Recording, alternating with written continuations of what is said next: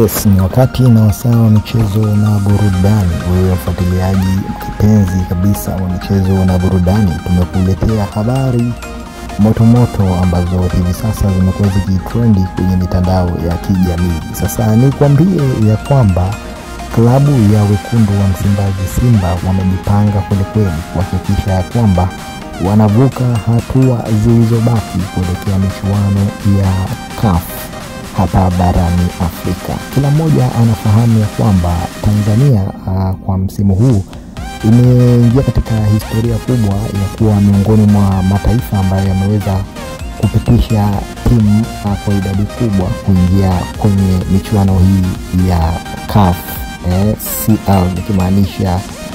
CAF Premier League, ambayo hivi sasa imekuwa ikitazamwa zaidi na wadau pamoja na wafuatiliaji mbalimbali duniani kote, kwa sababu ukizungumzia michuano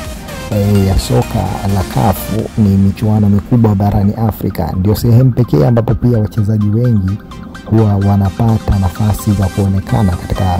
majukwaa na mataifa mengineyo, na ni fursa kwa wachezaji ambao wataibuka vinara kwenye michuano hii ya CAF, kwa sababu timu nyingi duniani zinatazama makubwa ambayo wachezaji wanayafanya, na pengine wengine huwa wapo kwa ajili ya kutazama nafasi za kuwapa wachezaji ambao wawe kama icon katika virabu vyao mbalimbali. Sasa mimi nikwambie kwamba klabu ya Simba wamejipanga vilivyo, na maneno makubwa ambayo wadau mitandaoni wamekuwa wakiyatarajia ama wakisema ni kwamba wanatamani kusikia neno kombe lipo kwa upande wa klabu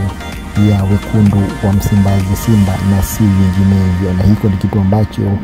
wana Simba wamejipanga kukisikia na kukipata kutoka kwa wachezaji wao wa klabu ya wekundu wa Msimbazi Simba.